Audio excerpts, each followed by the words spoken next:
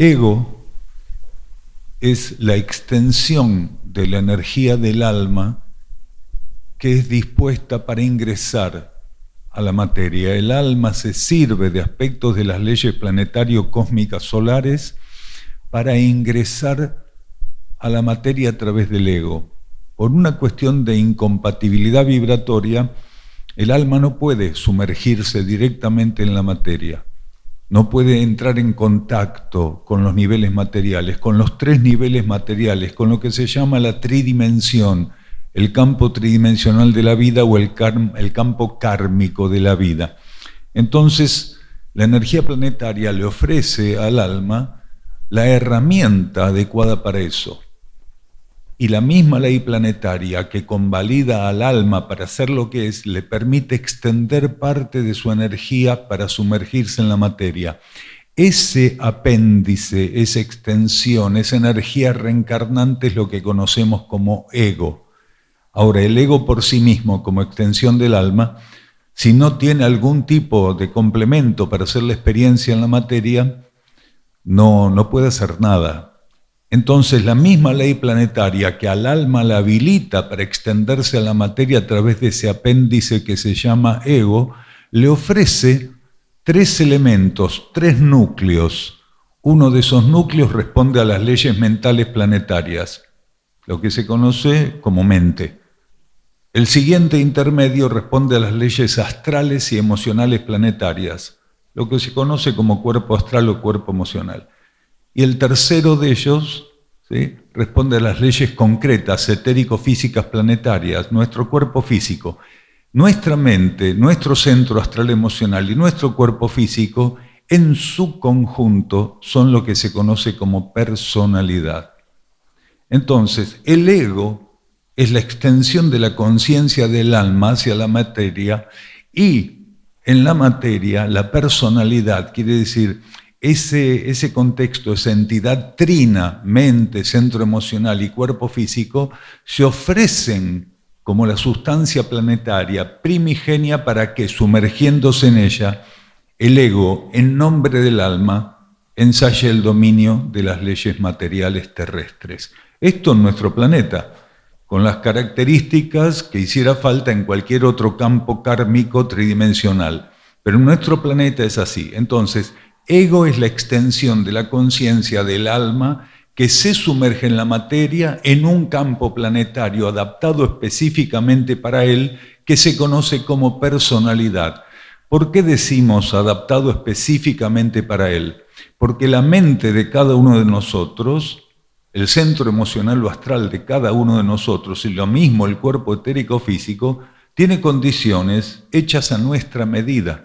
Quiere decir, la ley de karma, a través de dispositivos precisos, nos ofrece en cada encarnación la personalidad adecuada con las características mentales, astrales, emocionales y físicas que el ego para esa encarnación requiere en pos de seguir haciendo el dominio, el avance, ¿sí?, y transitar el aprendizaje y enfrentar las pruebas que corresponda a esa encarnación. Entonces, la diferencia es muy precisa. Recién en esta etapa de transición, las informaciones internas y cósmicas permitieron ampliar con mayor claridad, precisión y síntesis qué es ego y qué es personalidad. En el ciclo anterior era muy común que incluso instructores o maestros espirituales o filosóficos tuvieran confusión en relación a esto, incluso transmitieran esa confusión a sus discípulos por no tener la información precisa. Entonces, esto que acabamos de profundizar juntos va a ser muy útil a medida que vayamos avanzando en el resto de las preguntas, porque sin tener clara la diferencia entre ego y personalidad, cuál es la complementariedad que se da entre ambos y en función de qué y para qué, sería más difícil entender lo que sigue.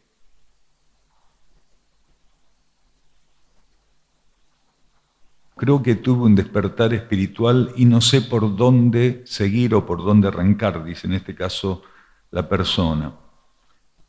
Lo que un ser tiene que hacer cuando percibe algún tipo de proceso inherente, ¿sí?, a la búsqueda interna inherente a su conciencia interna, a las leyes internas, a lo subjetivo en él, es aprender a reforzar la atención a la fuente interior de vida y no la compulsividad e identificación con el mundo de la materia, con el mundo formal, con la tridimensión.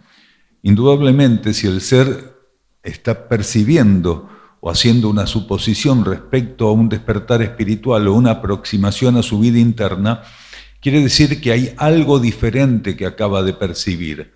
Hay algo que él empieza a diferenciar de un modo en particular. Puede ser, podría ser, que es una falsa alarma. Pero de modo general, ocurre algo muy interesante, que las personas que están muy metidas en el materialismo tienen otras falsas alarmas, pero no respecto al espíritu. Entonces, seguramente hay algún indicio, su propia energía interna, la ley espiritual, están dándole alguna señal. Cuando el mundo subjetivo, el lado oculto de nuestra conciencia, nos estimula con una señal, con un símbolo, cuando intenta que prestemos atención a algo que es diferente al mundo formal con el cual estamos comprometidos, entonces hay que reforzar silencio. Silencio quiere decir aprender a elevar la mente en búsqueda de la esencia invisible que está presente en nosotros. Silencio no es mutismo. Entonces, no es cuestión de que el ser se torne mudo, es cuestión de que eleve el pensamiento y que el gobierno del pensamiento lo lleve gradualmente a utilizar la palabra, por ejemplo, de un modo más elevado y cuando corresponde. Entonces, si un ser tiene un atisbo interno, tiene que generar condiciones que favorezcan el achicamiento de distancias entre la fuente espiritual, la fuente interior, su conciencia interna, y eso que él es aquí, el ego y la personalidad. Entonces, el ego tiene una gran responsabilidad respecto a la personalidad, porque él es quien tiene que revelarle gradualmente a la personalidad de qué manera favorecer la afluencia, el contacto con estímulos internos, con la propia vida interna. Entonces, cuando tenemos alguna señal y suponemos que es interior, que es espiritual, vamos a darle el beneficio de la duda y tratar de generar las mayores y mejores condiciones para que eso pueda manifestarse de un modo cada vez más estable, profundo. Entonces, el ser tiene que aprender a apreciar la síntesis. Y si no aprecia la síntesis, va a tener un inconveniente muy grande para seguir abriendo camino a ese contacto interno, a ese despertar espiritual, a esa afluencia de energía interna en su vida. Y una de las maneras de fomentar la síntesis es simplificando la existencia.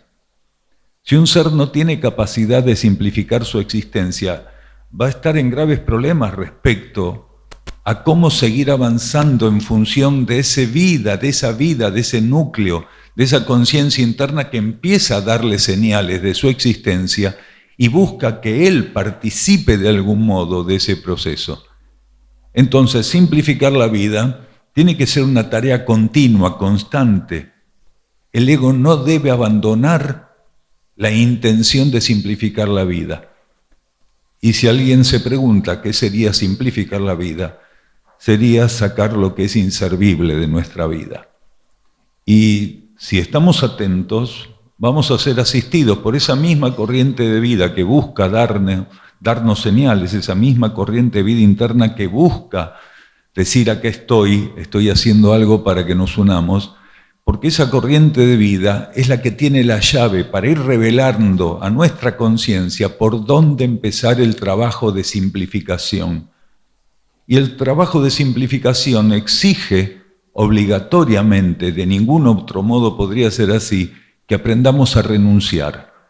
Por eso la simplificación de la vida, la renuncia y el trabajo profundo sobre los apegos son un mismo movimiento de conciencia. Cuando nuestra vida interna nos da señales, considera que estamos en algún grado, en alguna etapa de madurez suficiente para que empecemos a renunciar a ese compromiso compulsivo que tenemos con la materia, con el materialismo. Y cuando decimos materialismo, decimos incluso cuestiones que el materialista distraído no entiende como materialismo, Porque esta cultura, sin darse cuenta, está tan unida en la complicidad respecto a lo que es materialismo y a lo que no es, que la mayor parte de lo que es materialismo no lo puede percibir como tal, porque solamente reconoce como materialismo los extremos del materialismo. Pero un ser íntimamente tiene que empezar a tener un criterio, una condición de autoobservación que le permita descubrir cuánto él se arrodilla ante aspectos del sistema que terminan siendo, hasta que se revierte la situación, mucho más importante que los estímulos internos que seguramente antes de esta etapa de percepción ya estaban intentando golpear su puerta para que los atendiera. Entonces, el ser que esté en una etapa de percepción interior o espiritual tiene que empezar a trabajar profundamente para simplificar su vida, para utilizar en la cooperación de la simplificación la renuncia que lo va a conducir gradualmente al desapego y darse cuenta que por el mismo camino no se llega a otro lugar. Entonces, fundamentalmente, todos nosotros tenemos que aprender a abrirnos sin ningún tipo de temor a nuevos patrones de vida y nuevos patrones de conducta. Cuando la energía de nuestro interior busca revelarse, lo que está estimulando en nosotros es que aceptemos la propuesta, transformando nuestra vida, transformando nuestra conciencia, nuestra relación con el todo y con todos, que dejemos de algún modo de ser compulsivos, que solamente tienen en cuenta sus metas personales y egoístas, y empecemos a hacer lugar en nuestra conciencia a metas elevadas, a metas solidarias, a metas altruistas, a metas universales. Entonces, cuando la conciencia interna llama en nuestra vida, no es para confirmar lo que venimos haciendo, sino para que tomemos un camino diferente, para que realmente aceptemos algo diferente.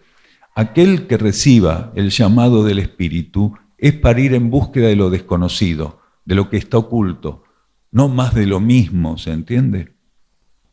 Aquí preguntan, ¿qué significa cuando usted dice que un ser puede estar interferido en relación a mensajes que puede sentir desde su energía interna? Precisamente lo que veníamos diciendo es lo que requiere un tratamiento particular en función de esta otra pregunta, porque una interferencia a los estímulos internos se da porque colocamos la atención hacia aquello que ya no corresponde en función del estímulo que busca revelarse en nuestra conciencia. Entonces, un ser es interferido en relación a los estímulos internos cuando, estando en una etapa suficientemente avanzada para empezar a ser un destinatario consciente de esos estímulos, él, por mal uso del libre albedrío, sigue colocando su atención y su energía en aspectos que tiene que gradualmente trascender. Quiere decir, no podemos echarle la culpa a nadie, ni al vecino que pone la música fuerte, ni al perro que me mordió o orinó la alfombra. Nada de eso tiene sentido. Somos absolutos responsables de ser interferidos por las fuerzas psíquicas, por las fuerzas involutivas, por las fuerzas materiales. Entonces tenemos que hacer un trabajo profundo de reforzar la búsqueda de contacto, de atención, de donación de nuestra conciencia, de esta conciencia externa, del ego, ¿sí? Y de las fuerzas que componen la personalidad, hacia la fuente interna que está buscando abrirnos la puerta para establecer un vínculo más elevado e íntimo. No tener un vínculo suficientemente estable e íntimo con nuestra conciencia interna, con nuestra energía interna, es algo que depende exclusivamente de nuestra responsabilidad.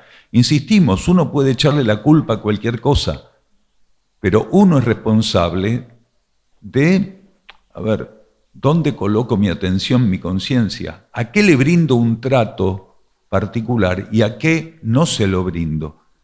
Cuando un ser realmente está en la etapa de corresponder a la vida interna con su atención y su búsqueda, es porque hay un grado de vocación espiritual que tiene que estar suficientemente despierto en él. Mi vocación espiritual, quiere decir mi vocación de conocer lo que está dentro mío, mi esencia, mi verdad interna, mi cosmos interno, las leyes internas y ocultas que operan sobre mí pero no lo percibo. Esa vocación espiritual es realmente el punto de inflexión. Si no tengo vocación espiritual, puede ser que en esa etapa esté transitando simplemente la ambición espiritual, que es la otra punta del ovillo. Si un ser tiene ambición espiritual porque está de moda las cosas espirituales, las técnicas, los conocimientos de cierto tipo, eso no sirve. Va a ser un materialista espiritual, en todo caso una persona que llevó, ¿sí?, de algún modo el emblema espiritual a montarlo en un engranaje materialista. Pero si realmente nosotros estamos recibiendo un estímulo interno y nuestro interior no se equivoca, nuestro ser interno, nuestro instructor interno, nuestro maestro interno no se equivoca, cuando nos ofrece un estímulo, sabe que tenemos el potencial para responder, pero también sabe el instructor interno que podemos ser interferidos. Y el trabajo sobre las interferencias es un trabajo de ejercitación, de ensayo, de entrenamiento, de uso correcto de la voluntad, que tiene que ser ejercido por nosotros. En Cosmosofía solemos decir que uno recibe a aquel a quien se entrega. Entonces, si un ser se entrega prioritariamente a su vida interna, lo que va a recibir es la respuesta de esa búsqueda, de esa entrega a la vida interna. Si un ser se dona a su vida interna, genuinamente su vida interna va a empezar a dar señales de que es una receptora de esa donación. Y esas señales son muy importantes.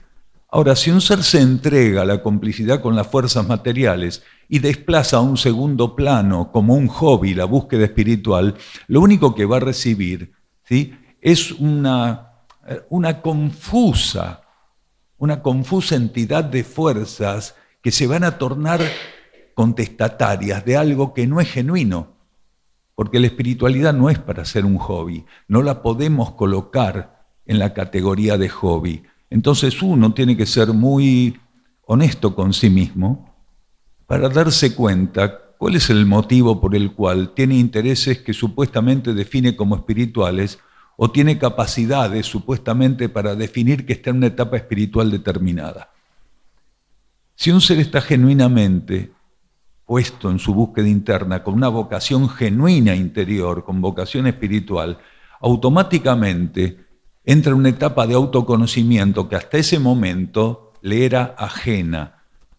Porque cuando el ser entra en búsqueda espiritual genuina, automáticamente su escala de prioridades y su escala de valores empieza a transformarse. Si el ser percibe, llamándose a sí mismo un buscador espiritual, que en la práctica sus prioridades no son el compromiso de expresar el espíritu en la materia, entonces hay una contradicción, una ambigüedad. Va a tener que profundizar realmente qué es lo que él dice que está buscando con lo que realmente convalida como verdadera búsqueda y aceptación.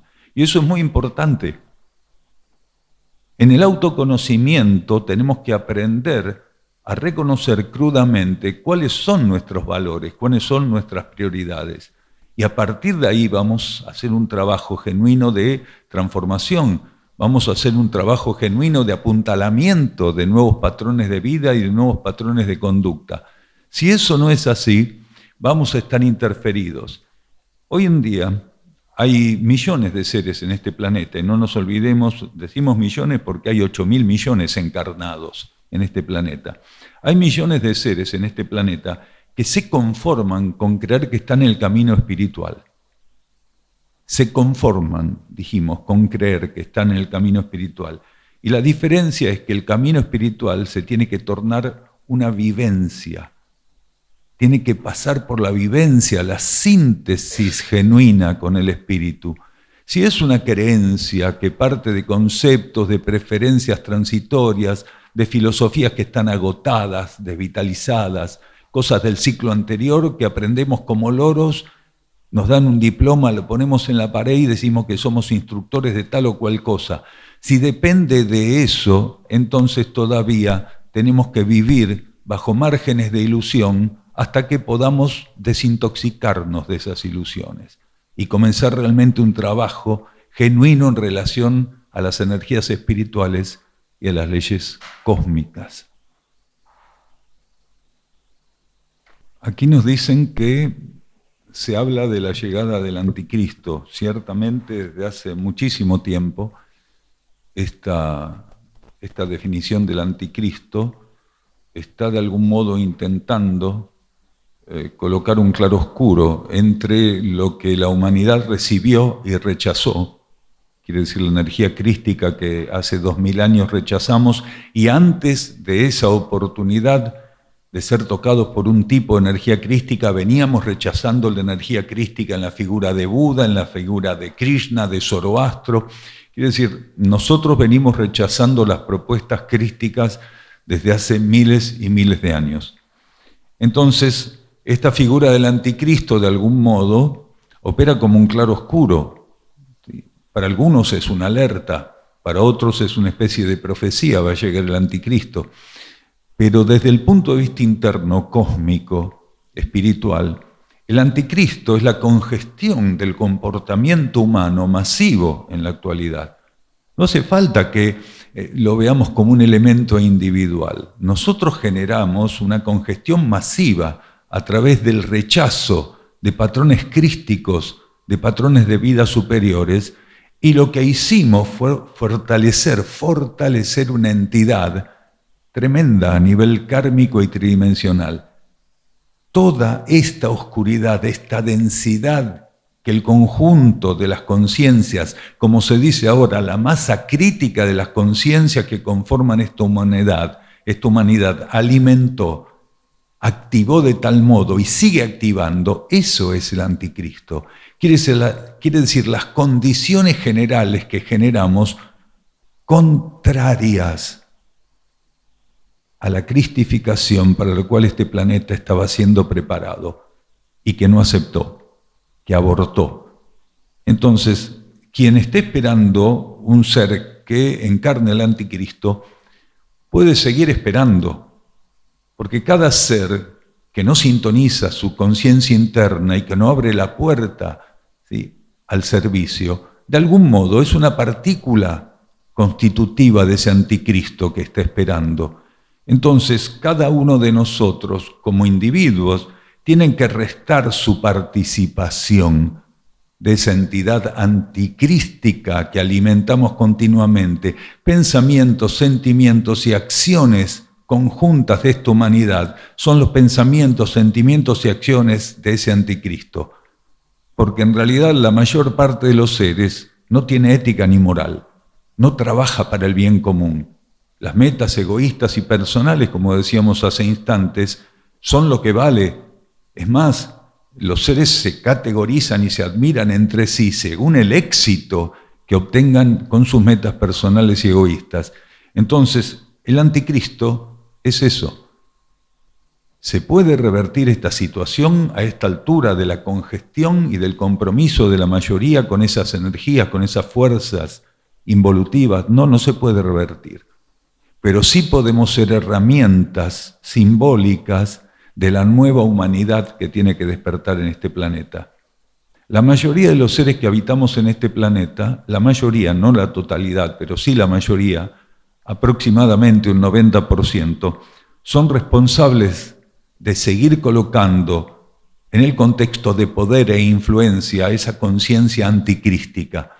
Cada vez que un ser solamente piensa en sí mismo, en su beneficio, en tener más que los demás, ¿sí?, y la indiferencia por la situación planetaria en todo sentido está presente en él, él sigue alimentando esa entidad anticrística. Prácticamente tiene un lugar VIP en esa entidad anticrística.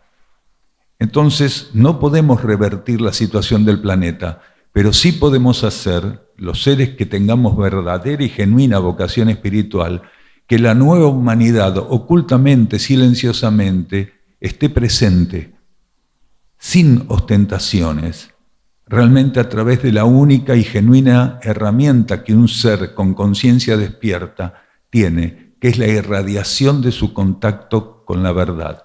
Entonces, algunos seres tienen esta encomienda de irradiar el contacto con su cosmos interno, con su verdad interna, con su esencia, de estar olvidados de sí mismo en función del beneficio planetario y cósmico.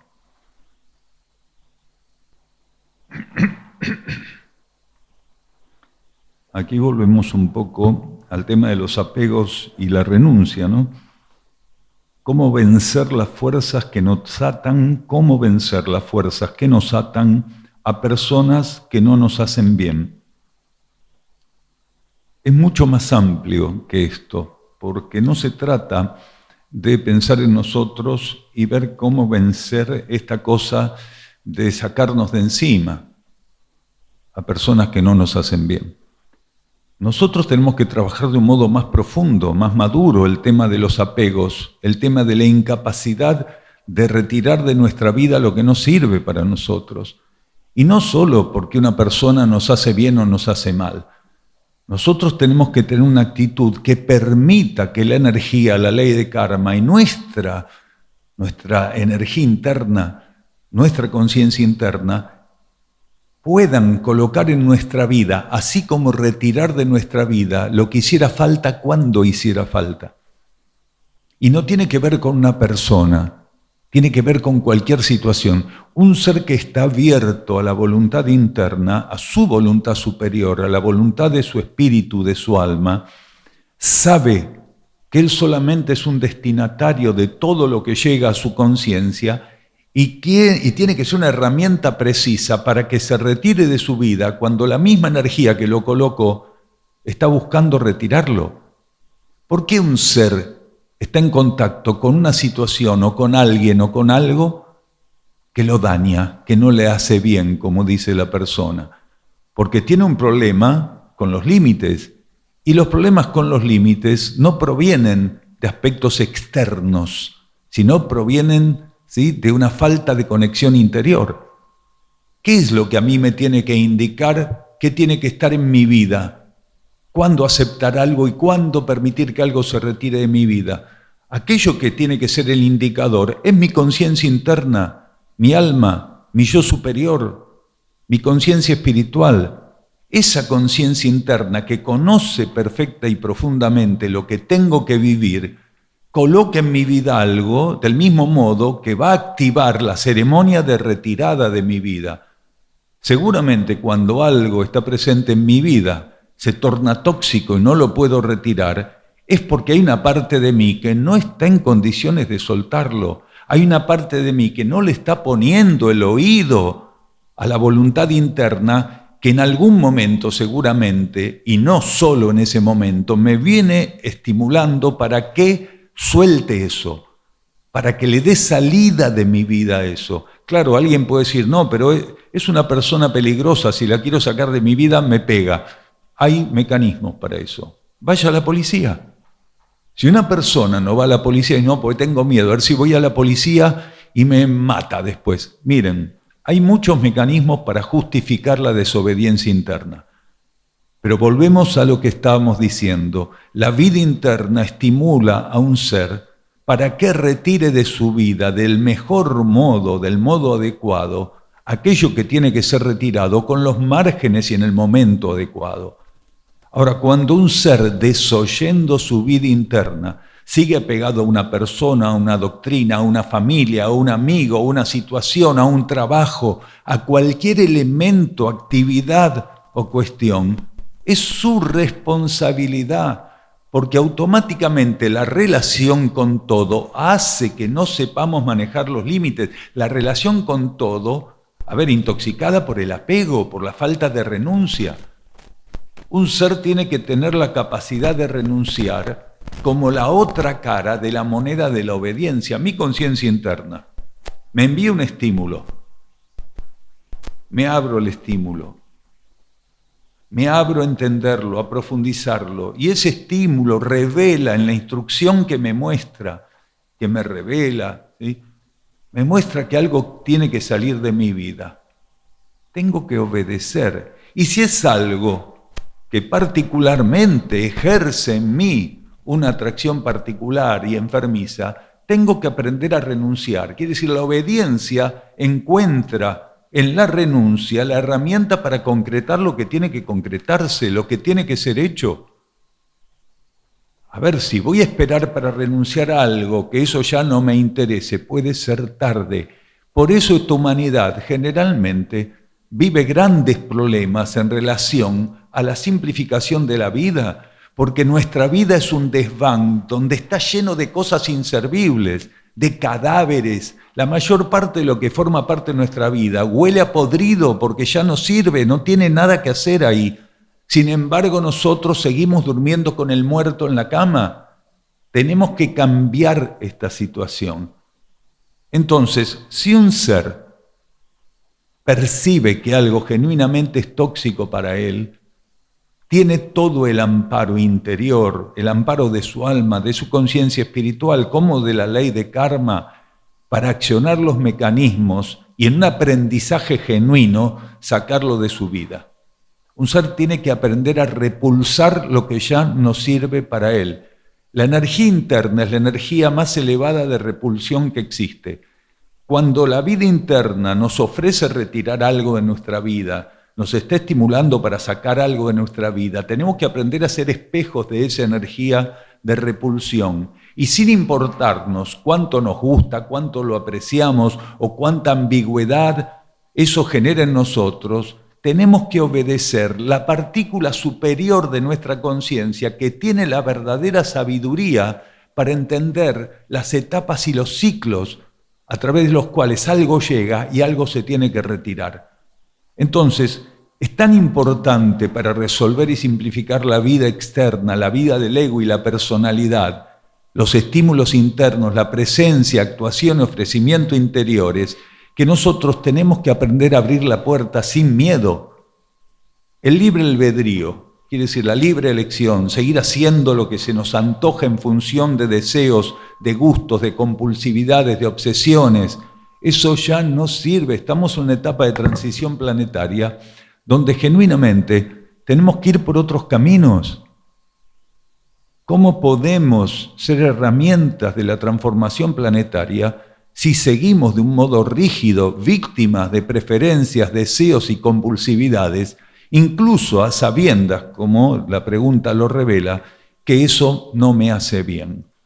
Entonces tenemos que empezar a dar vuelta a la página y entender que la espiritualidad es algo práctico y que cada vez que alguno de nosotros recibe un estímulo interno, no es para ponerlo ahí de adorno, no es para decir, ay, recibí un estímulo interior, una percepción interna. Cuando usted recibe algo internamente, lo tiene que volcar en espiritualidad práctica. Si no lo puede volcar en espiritualidad práctica, plantéese qué está haciendo con usted. Aquí nos preguntan cómo trabajar para trascender la culpa. Las personas culposas, las personas que cargan con culpa, tienen un problema que es más grande que la culpa misma, que es la incapacidad de transformarse y de actualizarse. El ser que carga con culpa, si algunos cargan con culpas de antes de ayer, ¿por qué los plazos de la culpa? Bueno, uno puede encontrar la forma de sentirse culposo cada media hora, pero hay personas que cargan con culpas que son, no sé, desde cuando tienen conciencia, tienen culpa de no sé qué, le rompieron un jarrón a la abuela cuando tenían 4 años. ¿Sí? Para algunos eso es una pavada, para otros vaya a saber. Porque la relación con lo que hicimos, el resultado de lo que hicimos y cómo lo cargamos es algo único en cada ser. Depende de ciertas cuestiones evolutivas que son únicas en cada uno de nosotros. Pero decíamos que el problema que ese ser tiene es más grande que la culpa misma, porque no tiene capacidad de actualización.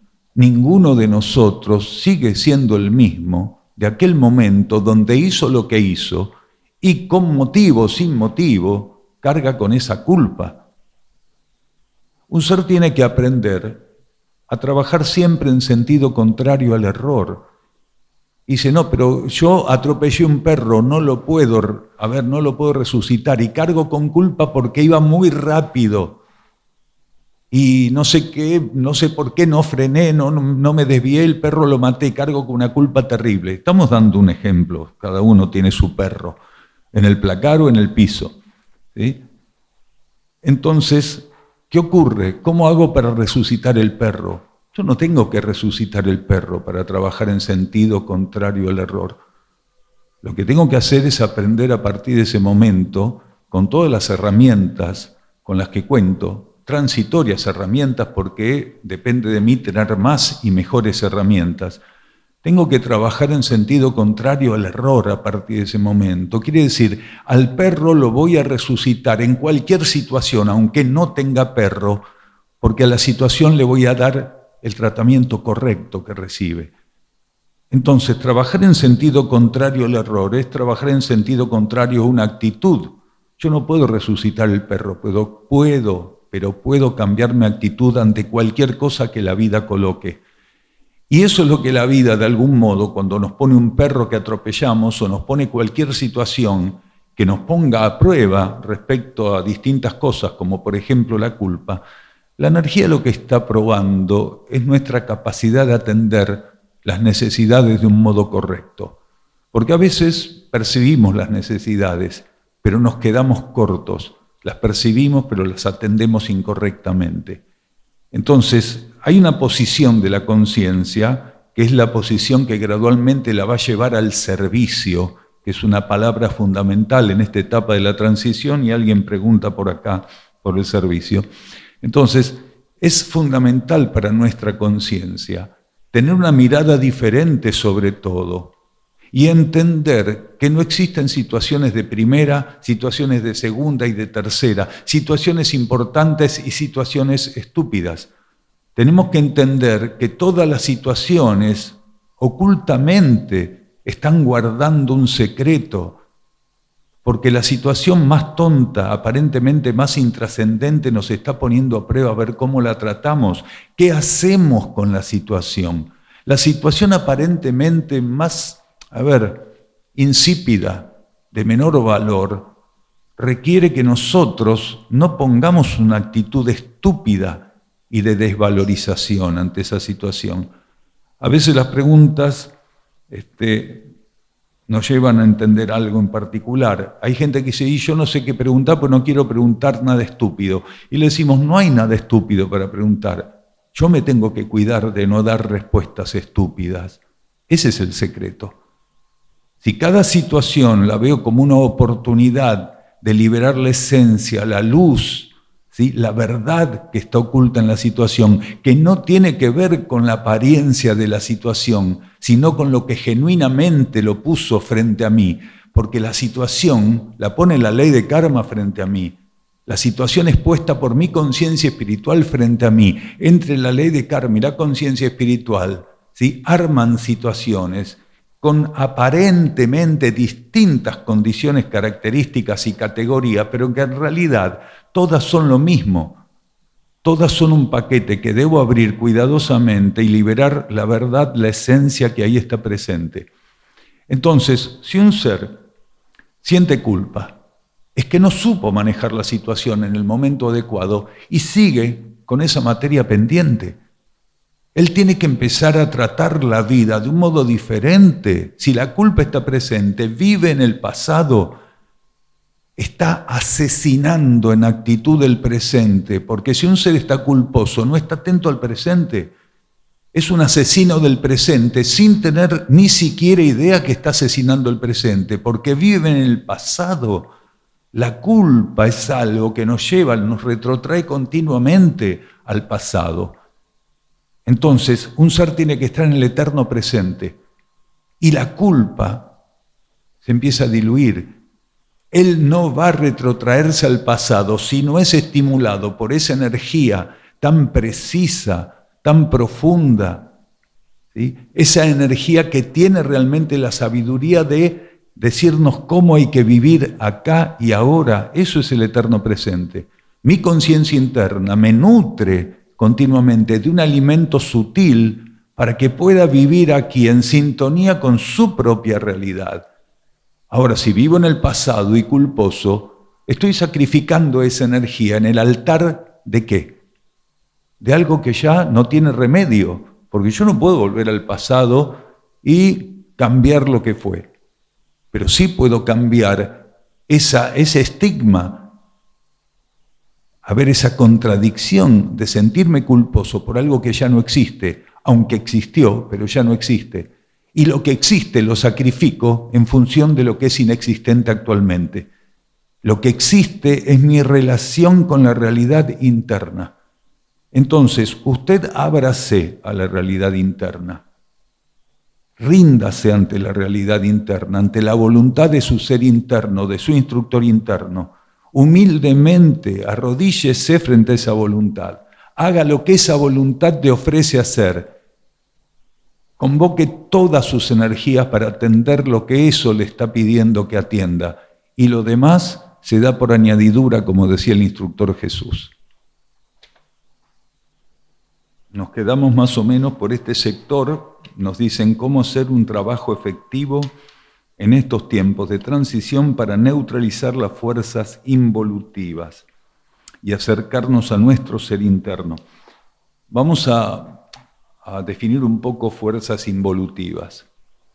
En todos los universos kármicos existe una gama muy amplia de elementos que constituyen la situación kármica acorde a las necesidades evolutivas de las partículas de ese universo. Nosotros somos partículas de este universo kármico, ¿sí? Planetario y sistémico. El planeta está en un sistema solar. Este sistema solar tiene planetas todavía bajo ley de karma. Nosotros estamos en un planeta bajo ley de karma, en un universo sistémico. Entonces, hay características en un campo kármico de existencia que son fundamentales, ¿para qué? Para ofrecerle las conciencias, las condiciones adecuadas para aquello que evolutivamente y transitoriamente, pero que evolutivamente en ese momento les corresponde vivir. Entonces, en los universos kármicos, parte del material constitutivo, ¿sí?, está dado en lo que se conoce como fuerzas involutivas, fuerzas disuasivas o fuerzas retrógradas. ¿Qué son? Son fuerzas que están colocadas en el tenor correspondiente por la ley de karma y por las jerarquías de ese planeta para que sirvan como patrones de prueba, para ensayar límites, para ensayar avances evolutivos para las conciencias que si no tuvieran esas fuerzas no tendrían posibilidad de estar ante las pruebas. Cuando un ser está ante una prueba y se dice que las fuerzas materiales, la influencia negativa lo venció ante la prueba, son estas fuerzas involutivas y retrógradas que operaron en sentido contrario a los estímulos evolutivos y transitoriamente en esa oportunidad lograron tener una influencia sobre los aspectos evolutivos y la oportunidad de pasar adelante en la prueba transitoriamente se esfumó, se perdió. Entonces, las fuerzas involutivas son las fuerzas que están presentes en el campo tridimensional y kármico, quiere decir, en el campo mental, astral y físico planetario, condicionadas, reguladas por la ley de karma, pero también con posibilidades de crecer desmedidamente si los seres que están en un campo kármico en contacto con esas fuerzas, en vez de limitarlas, de rechazarlas, las alimentan cayendo bajo su influencia. Entonces es interesante porque aquella dosificación prevista originariamente para un universo kármico, esa dosificación de fuerzas involutivas originariamente prevista, empieza a crecer, a crecer, a crecer. Es como, por dar un ejemplo que a veces damos, que suele ser simbólicamente significativo, es como criar un tiburón en una bañadera. Uno va a la playa, lo encontró en un pozo, entre las piedras, bajo la marea, chiquitito así. Dice, no es un cazoncito, no, era un tiburón, no sé, bacota, un tiburón blanco, lo que fuera, y uno lo va poniendo en la bañera. Llega un momento que es incompatible. Si me meto en la bañera, me come. Las fuerzas involutivas son como un tiburoncito, que si nosotros no lo alimentamos, ¿sí?, y no le damos el espacio en nuestra vida, va a crecer con ciertas limitaciones. Y el ensayo que hacemos con esas fuerzas va a dar el rédito correspondiente a nivel evolutivo. ¿Qué hizo nuestra humanidad? En vez de rechazar esas fuerzas, en vez de entender que estaban ahí para ponernos a prueba, nos identificamos con la propuesta que hacía esa fuerza. Esas fuerzas. ¿Qué propuesta? ¿Con qué formato? Esas fuerzas influencian nuestros pensamientos, nuestros sentimientos y, a consecuencia, por carácter transitivo, nuestras acciones. Entonces, nuestra actividad psíquica, que termina expresándose como acciones negativas o retrógradas, nace precisamente de la identificación con lo que esas fuerzas proponen. Si nosotros hubiéramos entendido que las fuerzas involutivas estaban ahí para mostrarnos cómo se hace un buen trabajo, porque ellas su trabajo no lo traicionan nunca.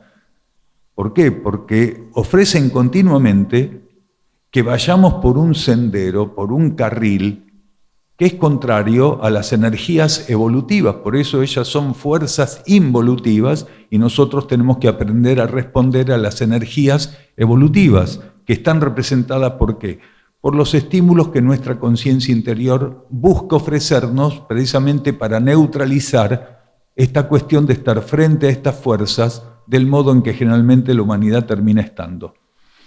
Entonces, para que un ser pueda neutralizar las fuerzas involutivas como influencia en su vida, él tiene que tener realmente una capacidad de alineación y de búsqueda de sintonía con aquella partícula de su conciencia que no puede ser influenciada por esas fuerzas, con las cuales esas fuerzas no tienen capacidad de dominio. Y esa partícula es nuestra conciencia interior. Nuestra conciencia interna no puede ser influenciada, no puede ser de algún modo, ¿sí?, operada por esas fuerzas. Nuestra conciencia interna está bajo otras leyes.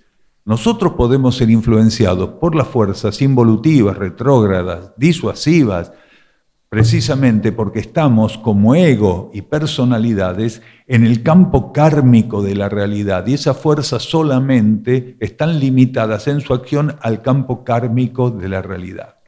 Entonces, continuamente nuestra conciencia interna nos brinda estímulos para que podamos empezar a revertir esta cuestión de subordinarnos, a veces con compulsividad y obsesión ante estas fuerzas.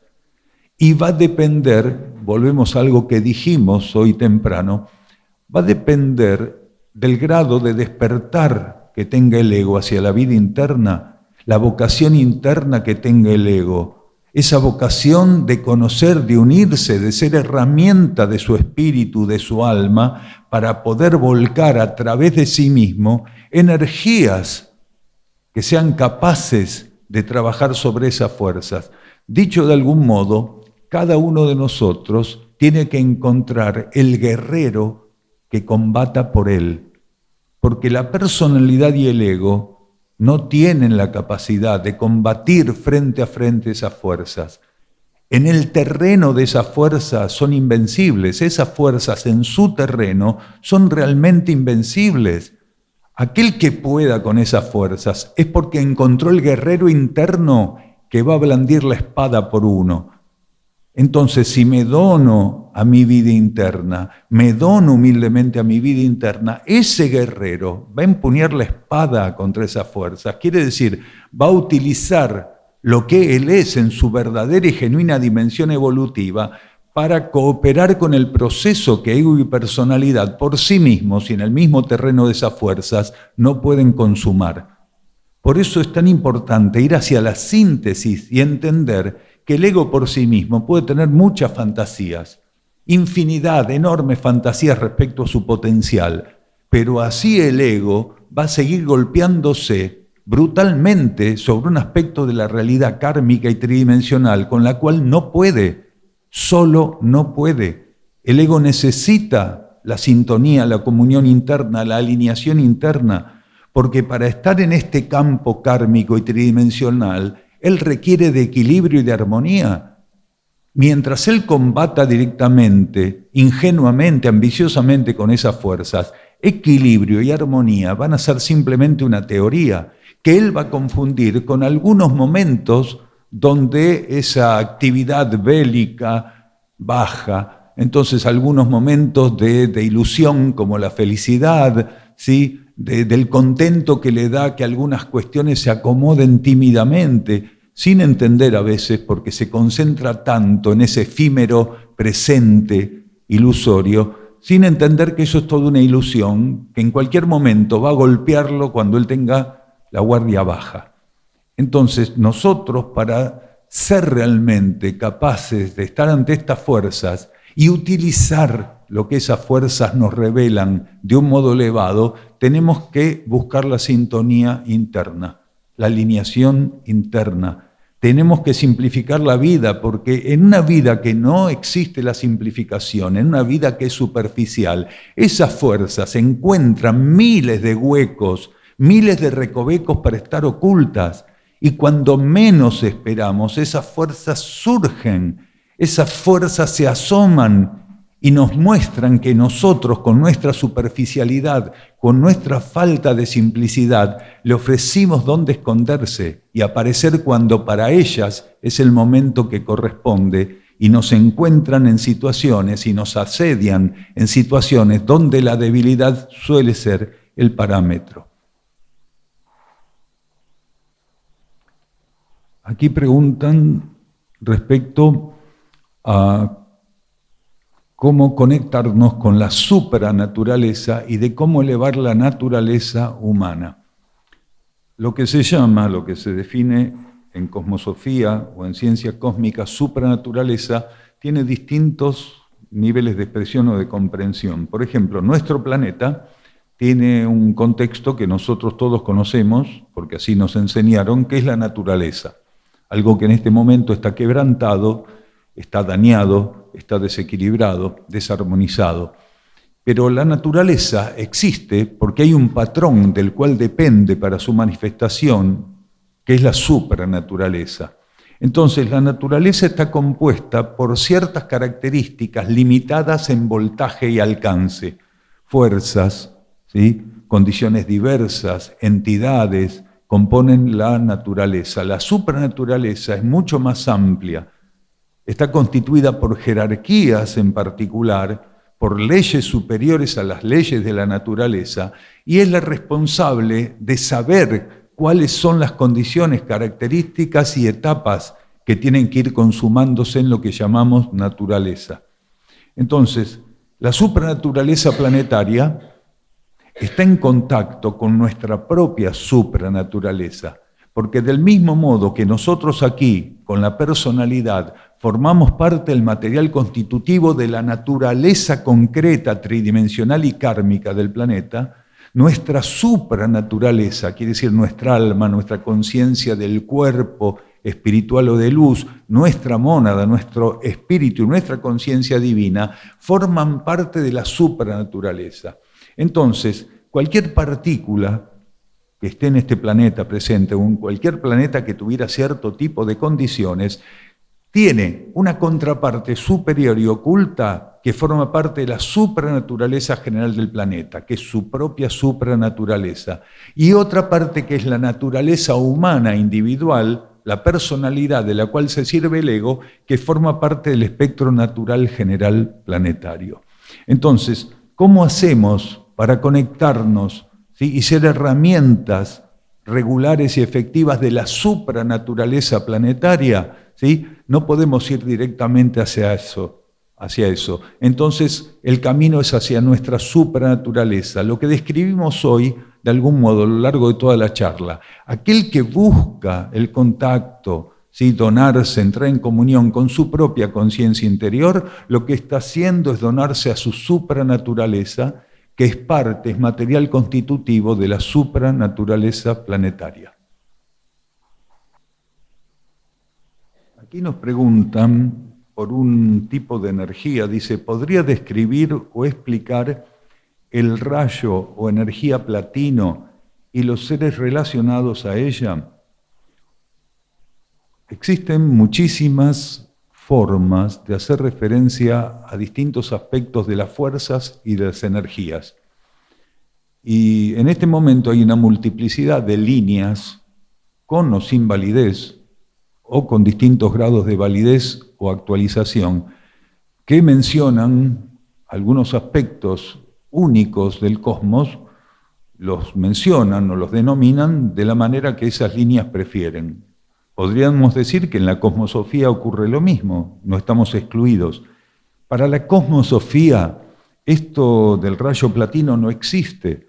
Tal vez sea parte de algunos otros aspectos de rayo que la cosmosofía profundiza, ¿sí?, o comparte bajo la instrucción, pero no le llamamos de este modo, ni siquiera conocemos esta referencia para hablar de algún rayo.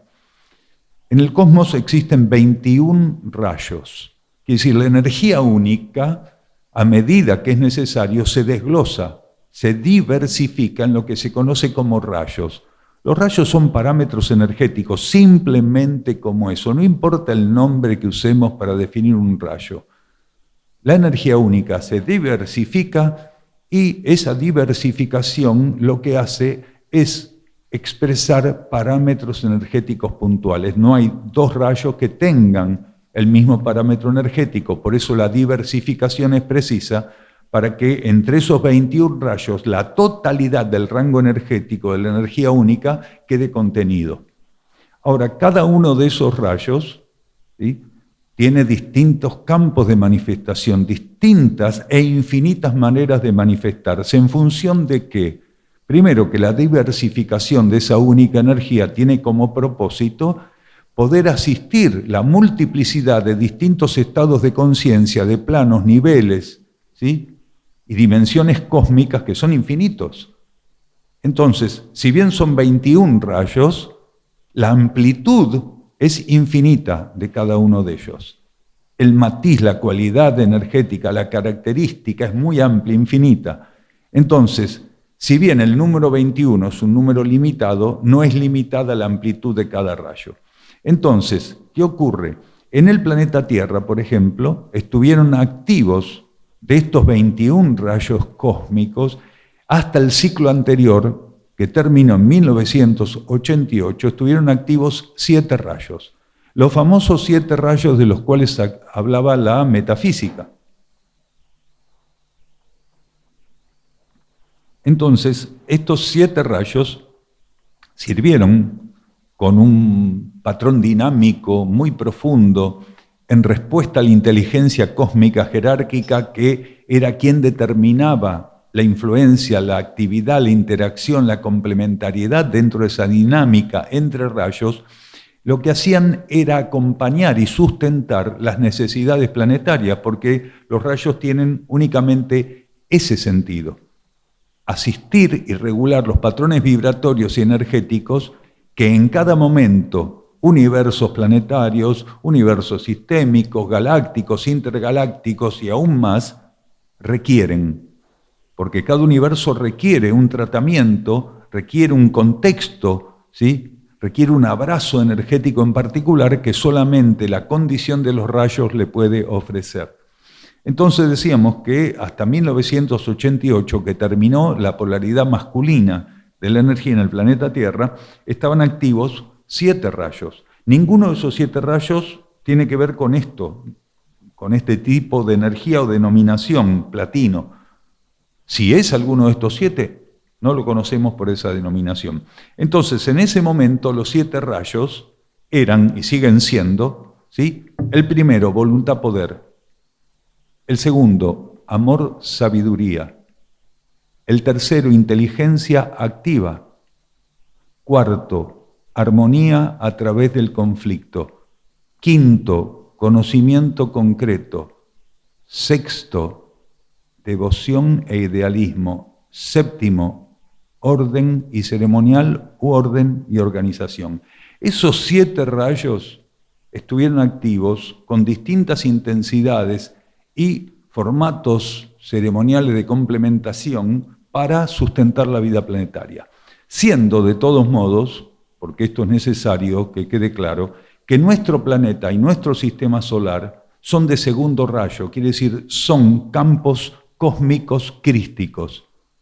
Entonces, Si bien los 7 rayos actuaban en el planeta y el sistema solar están regidos por segundo rayo, por energía crística, que desde el punto de vista cósmico no es más importante que cualquier otra energía o cualquier otro rayo, solo que nuestra humanidad, por limitaciones interpretativas y emocionales, cree que el amor es la energía más importante del cosmos. No existe una energía más importante y otra menos importante. ¿Por qué? Porque la energía única se diversifica en 21 rayos y no atribuye a ninguno de ellos mayor importancia. Y si uno de ellos no estuviera presente, el resto se disolvería como manifestación. Entonces, no es más importante el segundo que el tercero, que el 21º, que el 18. No.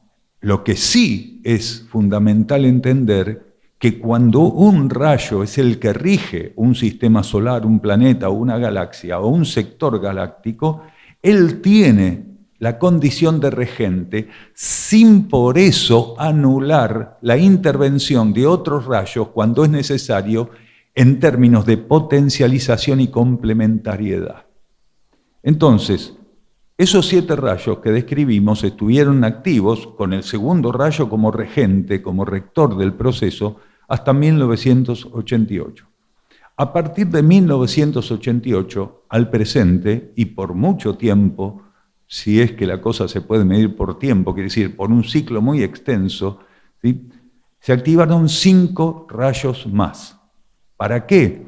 Para poder asistir la transición del agotamiento de la ley de karma en la superficie planetaria y en el planeta en general, para poder favorecer el advenimiento de la ley evolutiva superior o ley de ciclos, porque con estos 7 rayos originarios servía para poder brindar las características necesarias para la ley de karma, pero no sirve esos 7 rayos por sí mismos para poder generar la facilidad de la transición planetaria hacia la ley evolutiva superior y la trascendencia de la ley de karma.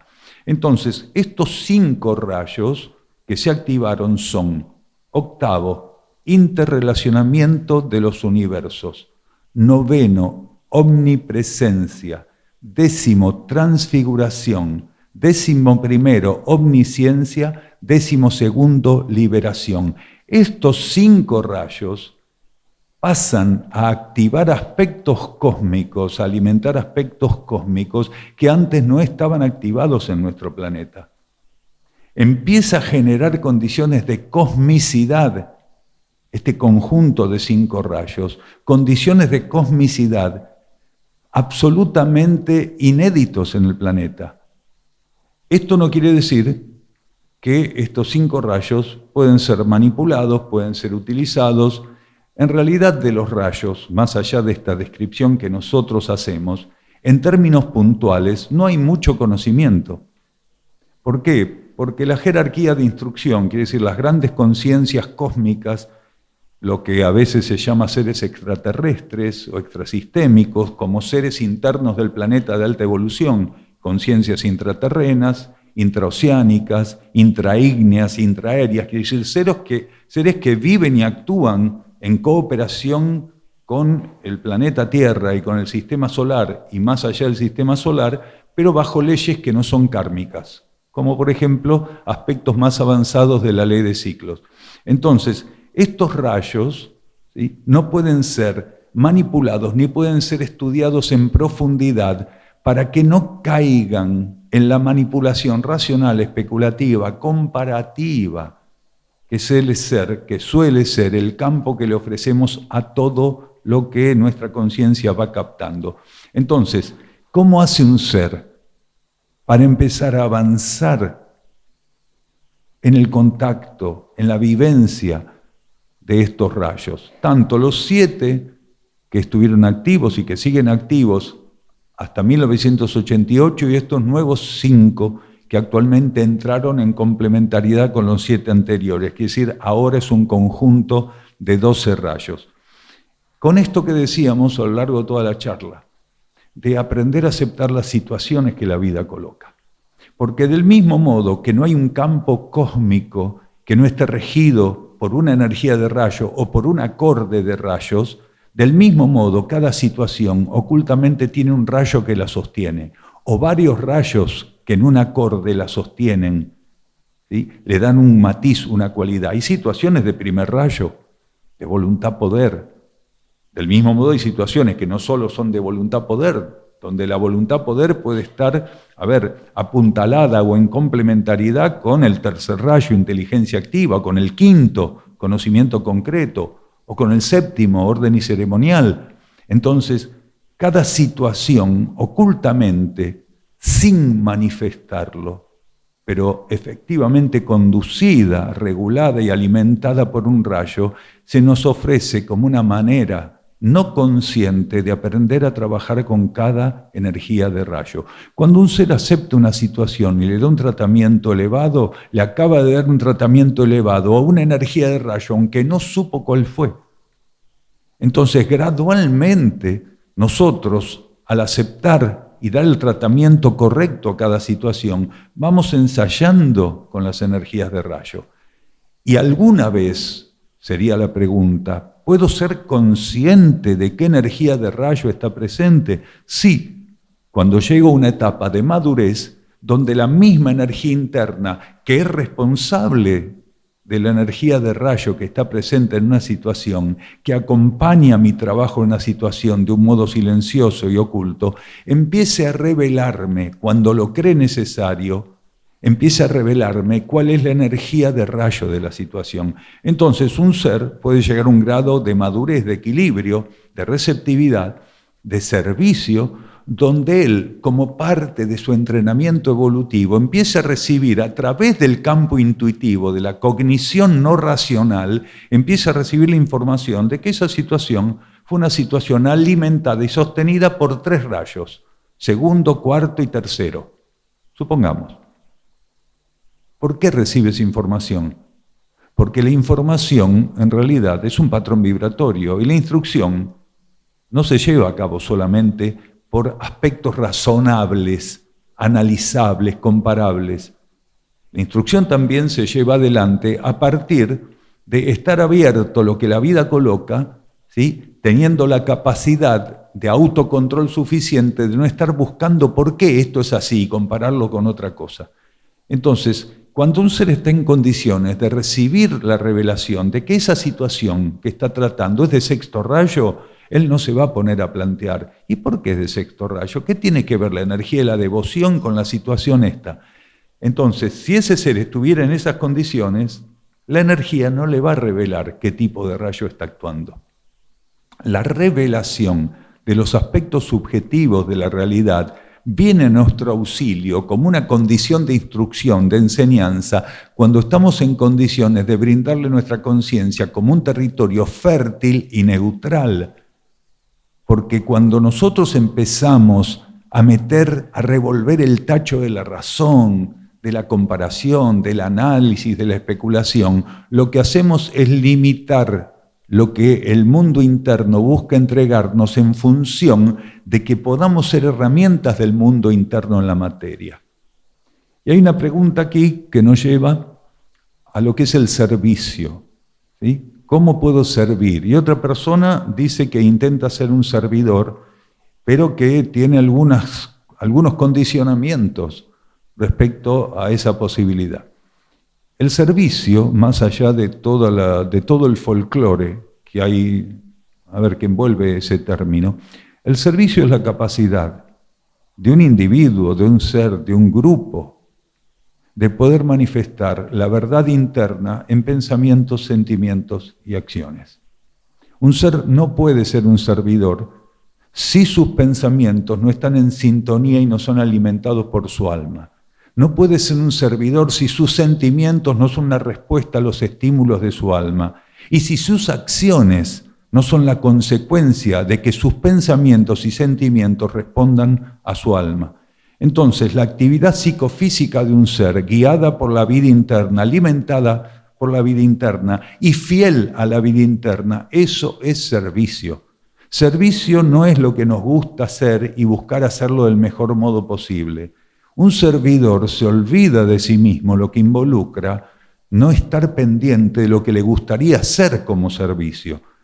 Los seres que hablan de servicio están continuamente viendo de todos los números cuál le gusta más para esa lotería. No están sirviendo, están jugando. El servicio no es un juego. El servicio es la única manera de asistir, la única, no una, la única manera de asistir la realidad planetaria tal y cual ella se nos muestra. El servicio es la capacidad de que nuestro potencial interior encuentre herramientas precisas en nuestra mente con pensamientos superiores, en nuestro centro emocional con sentimientos superiores, altruistas, solidarios, y acciones que solamente se dispongan a ser herramientas de esos pensamientos superiores y de esos sentimientos superiores. Si no, no es servicio. No, pero yo voy a un merendero, qué sé yo, le llevo la comida. Mire, eso no es servicio si su conciencia interna no lo está respaldando. Ahora, si su conciencia interna lo respalda, es servicio. Ahora, si usted lo hace pensando que tiene que hacer algo por alguien, entonces puede ser una interferencia en un servicio. ¿Por qué? Porque una persona que todavía no está en situaciones genuinas de servicio, pero tiene buena voluntad para hacer algo positivo por los demás, está lejos todavía de ser un verdadero compasivo. Porque el compasivo no es el que se conmueve y hace por todos. El compasivo es aquel que custodia sus energías, las reserva para lo necesario y a través de un estímulo intuitivo, de lo que le revela su conciencia interior, hace lo que tiene que hacer en obediencia a eso. Entonces, ¿por qué Buda era un ejemplo de compasión?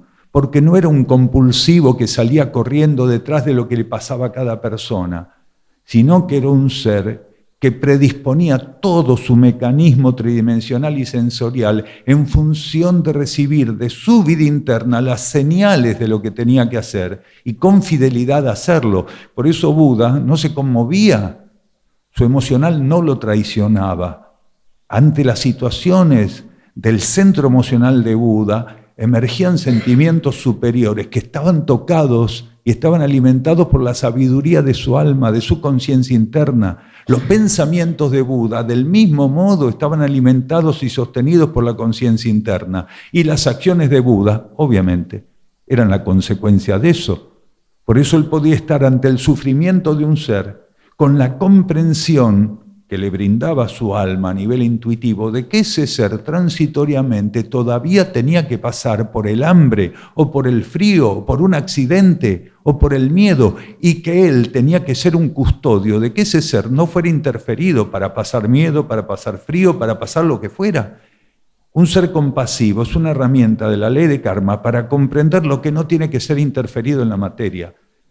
Pero alguien puede decir, pero por momentos él se sacaba la túnica, le daba el arroz, lo acogía, lo llevaba a un lugar para que no tuviera frío. Sí, cuando la propia conciencia interna le revelaba que el frío, el hambre, ¿sí?, o la soledad, parece ser, tenían que ser interrumpidos porque kármicamente ya había hecho el trabajo que le correspondía.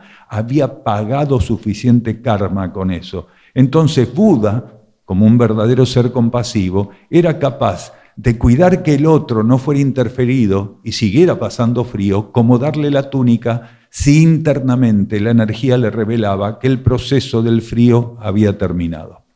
Gratitud.